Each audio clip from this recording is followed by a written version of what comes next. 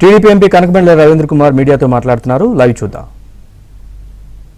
కూడా విజిట్ చేసి ఈ జరిగిన డ్యామేజ్ని కంట్రోల్ చేయడానికి, డిజైన్ చేయడానికి కూడా రాష్ట్ర ప్రభుత్వం ఎటువంటి చర్యలు కూడా ఈ రోజు వరకు తీసుకోకపోవటం చాలా దురదృష్టకరమైన పరిణామం.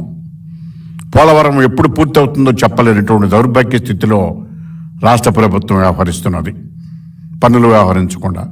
దీని ఫలితమే ఇవాళ రాష్ట్ర రైతాంగం, ముఖ్యంగా రైతాంగం అధోగతి స్థితికి నెట్టబడ్డారు.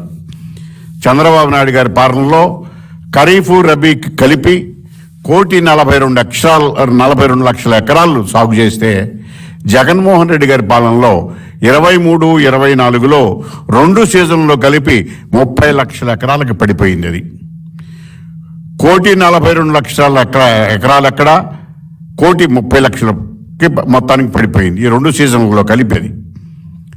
అయితే ఎందుకు ఇలా జరిగిపోయిందంటే సాగునీటి ప్రాజెక్టులు, డ్రిప్పు వగైరాల్లో 5 ఏళ్లలో 65,000 కోట్లు ఖర్చు చేయగా చంద్రబాబు నాయుడు గారి ప్రభుత్వంలో, జగన్మోహన్ రెడ్డి గారి ప్రభుత్వం ఖర్చు చేసింది 30,000 కోట్లు మాత్రమే.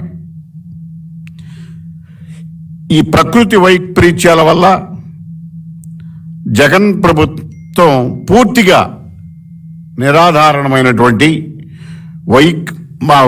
వైసీపీకి చెందినటువంటి దళారీల దోపిడీల వల్ల రైతులు పూర్తిగా 80,000 కోట్లకు పైగా నష్టపోవటం జరిగింది.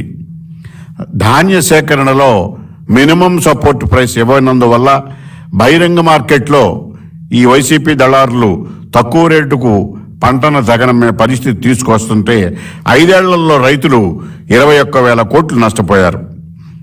ఆక్వా రైతులను చూసినట్లయితే వాళ్ళకి యూనిట్ విద్యుత్తుని ₹50 నుంచి ₹3.50 పెంచడం వల్ల డీజిలు, ఎరువులు, పురుగుల మందులు పెరగటం వల్ల రైతులు 10,000 కోట్ల దాకా సుమారుగా నష్టపోయారు.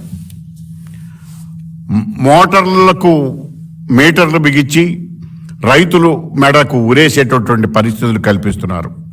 కరెంటు కోతల వల్ల, హార్టికల్చర్లో రైతులకు గిట్టుబాటు ధర ఇవ్వనందువల్ల, నాసిరకం విత్తనాలు రైతులకు సరఫరా చేసినందువల్ల మరో 10 కోట్లు నష్టపోయారు.